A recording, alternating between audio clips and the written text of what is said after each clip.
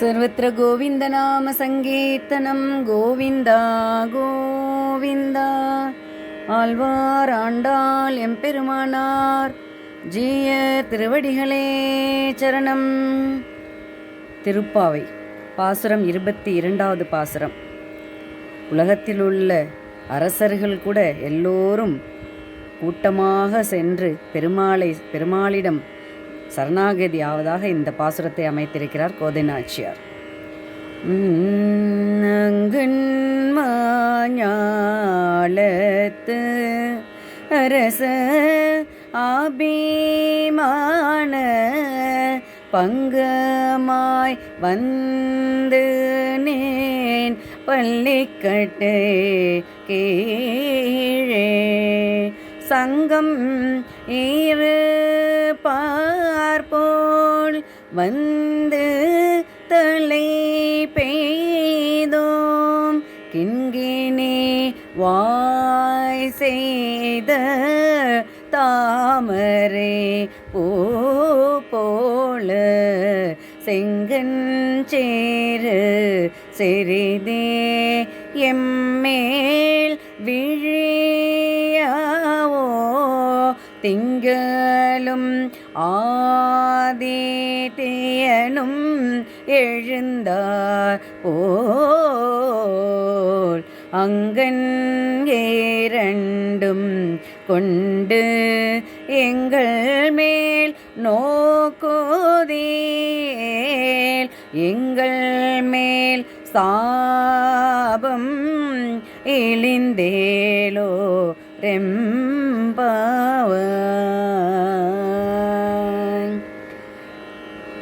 அங்கன்மா ஞானத்து இந்த மிகப்பெரிய பெரிய என்பது பெரிய இந்த மிகப்பெரிய விலாசமான அழகிய உலகத்தை அரசாட்சி செய்த அரசர்கள் கூட என்ன பண்ணுறாங்களாம், பங்கமாய் வந்து நின் பள்ளிக்கட்டிற்கீழே மற்ற ஆசைகளையெல்லாம் புறப்பற்று எல்லாத்தையும் நீங்க பெற்று நின் பள்ளிக்கட்டிற்கீழே உன்னுடைய திருவடிகளையே சரணாகதி என்று கூடி சங்கமிருப்பார் போல் வந்து தலை பெய்தோம்.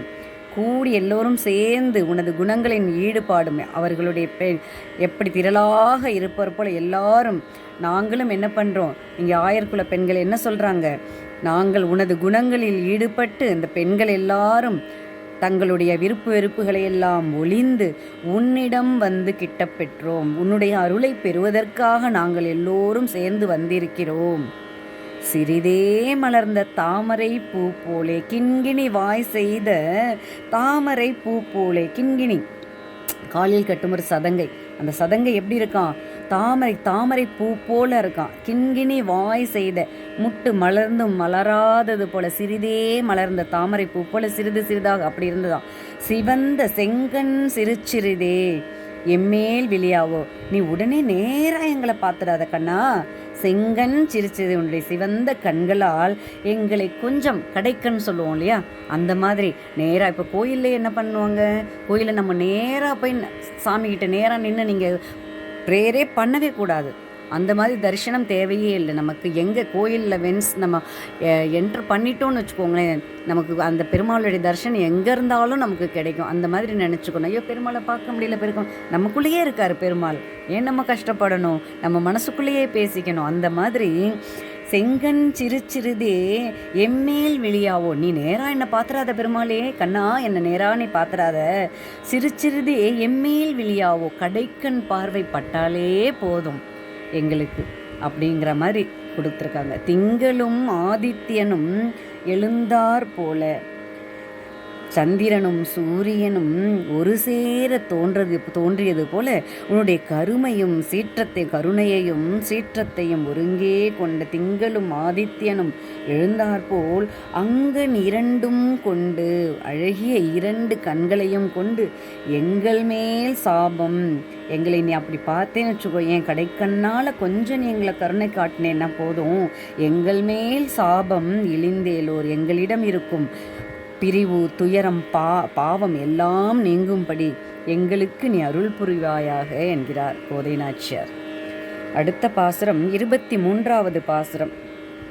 மரிமலை முறைஞ்சில் மண்ணை கிடந்துறங்கும் மாரிமலை முரஞ்சில் மண்ணை கிடந்துறங்கும் சீரிய சிங்கம் அறிவுற்று தீவிழித்து சீரிய சிங்கம் அறிவுற்று தீவிழித்து வேரிமயிர் பொங்க பாடும் பேந்துதரே மூறி நிமிர்ந்து முழங்கி புறப்பட்டு பூதருமா போலே நீ பூவை பூவண்ணாவுன் கோயில் நின்றிங்கனே பூந்தருளி கோப்புடைய சேரிய சிங்காசனத்திருந்து யாம் வந்த சேரிய சிங்காசனத்திருந்து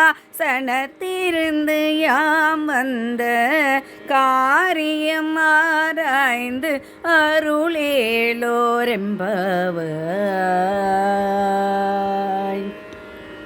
எப்படி மாரிமலை முரஞ்சில் மலை குகை மாரிமலை மலை குகையில் எப்படி ஒரு மழை காலத்தில் மாரிங்கிறது மலை குகையில் எப்படி இருக்குமா சிங்கம் எப்படி படுத்திருக்கும்னாக்கா மண்ணி கிடந்துறங்கும்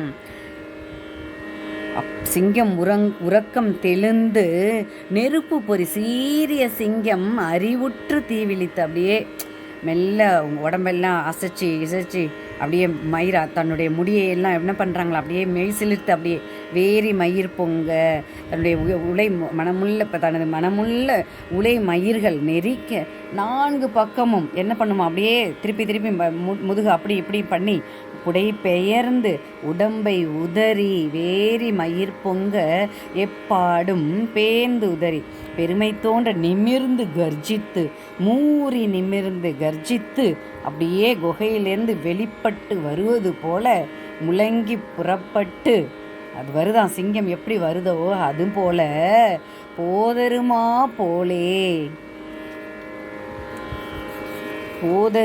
போலே என்ன குகையிலிருந்து வெளிப்பட்டு வருவது போல் அவங்க காயாப்பூ பூவை பூவண்ணா காயாம்பூ எப்படி இருக்குமா மலர்ந்து அதாவது கொஞ்சம் மலராதது போல் அந்த நிறத்தை உடையவனே அப்படி இருக்கிற பூ போலே வண்ணா இங்கே வண்ணாங்கிறது நிறத்தை குறிக்கிறாங்க.